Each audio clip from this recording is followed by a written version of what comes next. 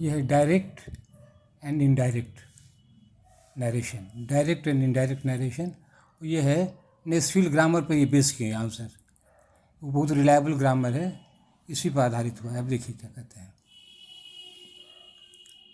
और मेरी किताब में पेज 302 में है ये पेज नंबर वेरी कर सकता है, एडिशन बदलने से पेज वेरी कर जाता है। अब देखिए क्या कर रहे हैं। अब समझिए क्या समझ आपको। रिपोर्टिंग वर्ब और रिपोर्टेड स्पीच, ये बहुत टेक्निकल वर्ड है ना, इसको आपको समझना है। जैसे होता क्या, जैसे आई सेड, क्या है ये रिपोर्टिंग वर्ब है। और रिपोर्टेड स्पीच क्या है, I want a book. I said या कॉमा हो गया, ये रिपोर्टिंग वर्ब हो गया। और क्या कहे हम, आई वॉन्ट अ बुक, तो ये जो हो गया रिपोर्टेड स्पीच हो गया। हम सिंपल करने के लिए हम क्या किए हैं, इसको कह दिए वाक्य का पहला हिस्सा ये है, ये दूसरा हिस्सा वाक्य का, ठीक है। वो इस तरह भी समझ सकते हैं आप। अब चलिए देखिए एग्जाम्पल से समझिएगा। डायरेक्ट नरेशन है। डायरेक्ट देखिए, डायरेक्ट में क्या होता है, एकदम जो स्पीकर है ना उसकी ध्वनि आह ओ हुर्रा सब उस पर डायरेक्ट दे देता है। तो ये डायरेक्ट में क्या होता है, देखिए माई फादर सेड, अब क्या कहता है, डायरेक्ट दे रहे हैं। तो डायरेक्ट देने के पहले क्या होता है, कॉमा देना पड़ता है, और ओपन इन्वर्टेड कॉमर्स।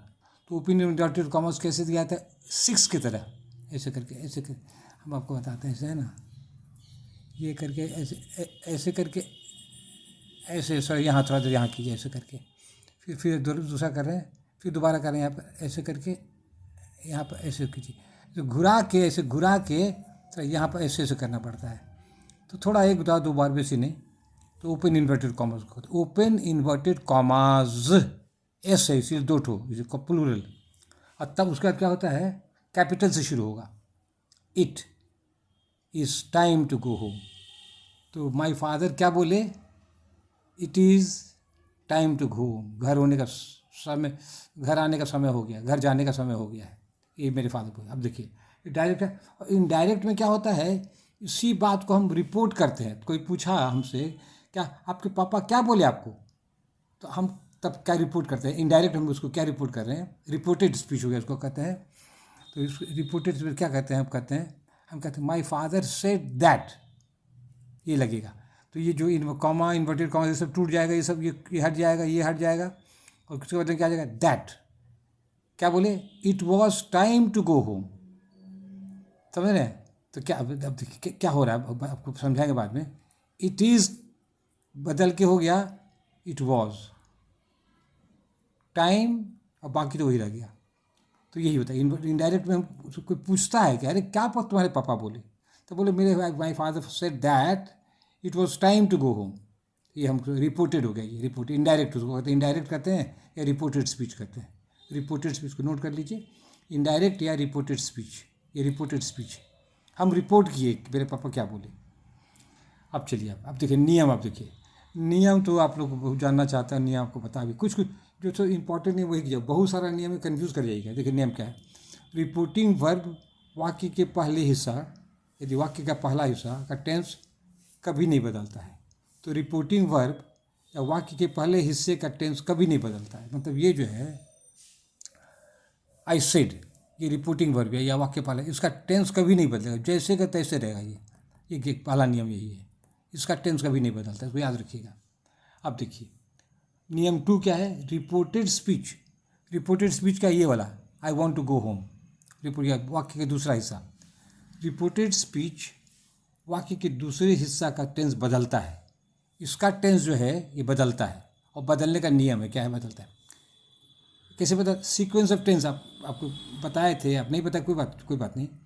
इसमें सीक्वेंस का टेंस, सीक्वेंस ऑफ टेंस होता है नियम, उसका फॉलो करता है। ये आपको नहीं याद है तो फिर आपको फिर बता देते हैं आपको हम।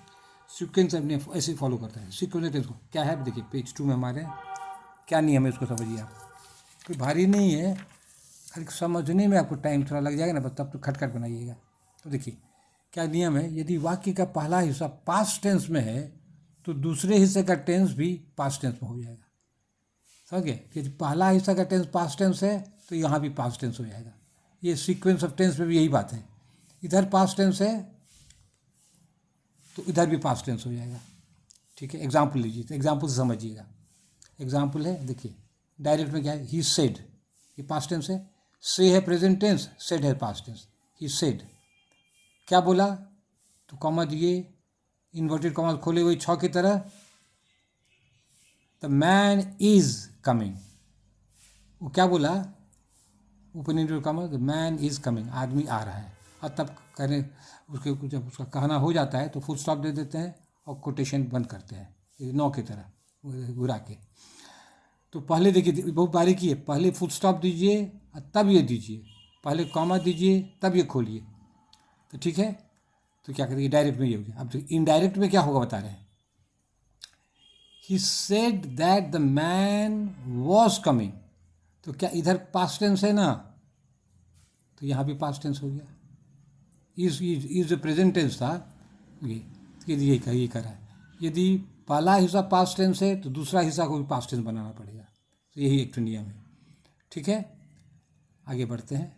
यदि यहाँ फिर एक बार रिपीट करते हैं, यदि यह पास्ट टेंस है पहला हिस्सा, तो ये दूसरा हिस्सा भी जो है वो पास्ट टेंस हो जाएगा। ही सेड, तो यहाँ पर इज है तो यहाँ हो गया वॉज। तो डायरेक्ट में क्या है, he said the man is coming, यहाँ हो गया he said that the man was coming, past tense हो गया। अब देखिए नियम 3 में हमारे हैं, यदि वाक्य का पहला हिस्सा प्रेजेंट या फ्यूचर टेंस में रहे तो वाक्य के दूसरे हिस्से का टेंस नहीं बदलेगा। ये बहुत इंपॉर्टेंट है। क्या है, यदि पहला हिस्सा वाक्य का यदि है क्या कहते हैं प्रेजेंट टेंस है, वाक्य पहले प्रेजेंट टेंस है या फ्यूचर टेंस है, तो वाक्य का दूसरे हिस्से का टेंस नहीं बदलेगा। अब जैसे एग्जाम्पल दे रहे हैं, हैज़, ये प्रेजेंट टेंस है, he has told you I am late, he has present tense है, हैज़ प्रेजेंट टेंस, हैड है पास्ट टेंस, यहाँ तो ये प्रेजेंट टेंस है। ही हैज़ टोल्ड यू क्या बोला है, आई एम लेट, क्या बताया है, I am late, he has told you I am late, ठीक है। ये भी आई एम है, प्रेजेंट टेंस है, तो उसका भी टेंस नहीं बदलेगा। तब इनडायरेक्ट में क्या हो जाएगा, ही हैज़ टोल्ड यू, ये सब तो वही से वही रहेगा, खाली इन्वर्टेड को ये कॉमा हट जाएगा, इन्वर्टेड कॉमा हटेगा। He has told you that he is late, ये प्रेजेंट टेंस है या प्रेजेंट टेंस है, ये टेंस नहीं बदला। तो यही है, यदि वाक्य का पहला हिस्सा प्रेजेंट या फ्यूचर टेंस में रहे तो वाक्य के दूसरे हिस्से का टेंस नहीं बदलेगा।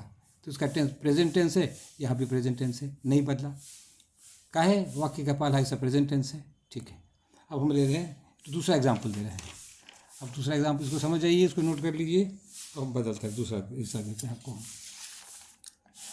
दूसरा हिस्सा दे रहे हैं, अब देखिए क्या है। पहला हिस्सा जो है रिपोर्टेड वर्ब है 3, पहला हिस्सा है रिपोर्टिंग वर्ब, पहला हिस्सा। अब देखिए फ्यूचर टेंस का दे रहे हैं, प्रेजेंट टेंस का तो एग्जाम्पल दिए, और फ्यूचर टेंस में भी पहला हिस्सा रहेगा, ये जो है ये पहला तो यहाँ पर ही विल से पहला हिस्सा है, ये फ्यूचर टेंस है, तो इधर भी टेंस नहीं बदलेगा। He will say the boy was smart, वो बोलेगा, क्या बोलेगा, जो लड़का जो है स्मार्ट था, the boy was smart, past tense है।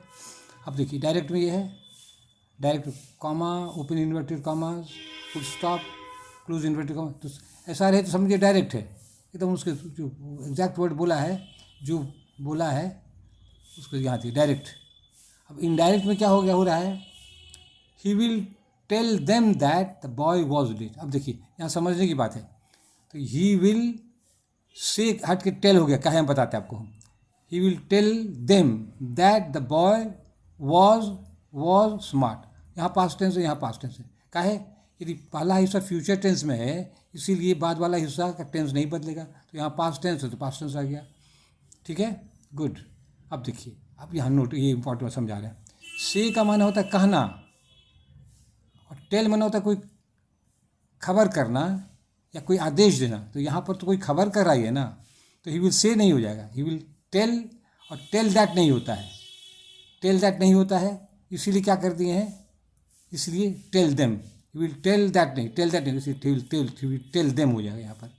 तो ये वाला थोड़ा तो समझने की बात है, से और टेल का प्रयोग आपको समझिए, इनडायरेक्ट में ये आपको समझना है, टेल। तो क्या हो गया, ही विल टेल देम, या जोड़ना पड़ा हमको, हम लोग को क्या करना, जोड़ना पड़ता है। He will tell them that the boy was late, यहाँ वॉज है तो यहाँ भी वॉज रह गया इनडायरेक्ट में, ठीक है।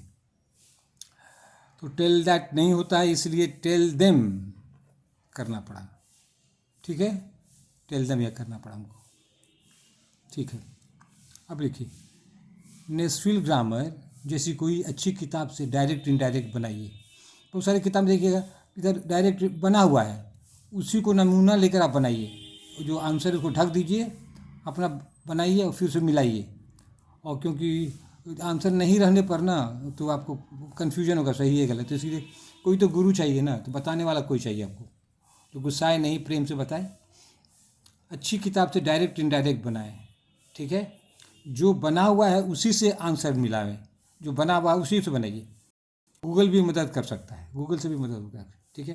Thank you very much, love and bless you. ये मेरा क्या कहते हैं professor BK Mishra, retired professor हम हैं। यूट्यूब चैनल में मेरा ये चैनल है, प्रोफेसर PRO फुल स्टॉप देकर space capital B space capital K space capital M, यहाँ पर ये सब छूट मिश्रा, ठीक है। और तब यूट्यूब में ये नाम टाइप कर दीजिएगा, उसके बाद जो डिज़ायर टॉपिक है इसके बाद यहाँ पर लिख दीजिएगा, सर्च कीजिएगा। यदि सर्च कीजिएगा, यदि रहेगा टॉपिक तब तो निकल जाएगा, टॉपिक रहने पर निकलेगा, नहीं कोई अन्य टॉपिक नहीं, यदि नहीं रहा कोई दूसरा टॉपिक निकल जाएगा। That's all, thank you, love and bless you.